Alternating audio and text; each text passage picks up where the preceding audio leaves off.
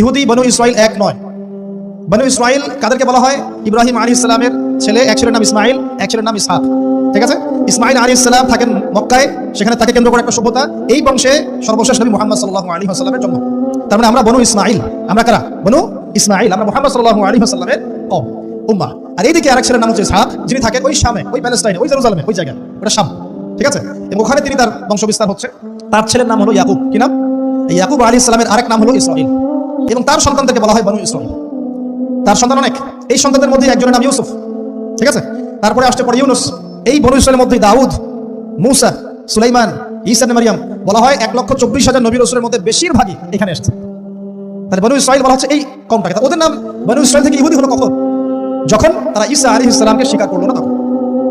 ঈসা আলাইহিস সালাম কি তাদের মধ্যে আসে নাই?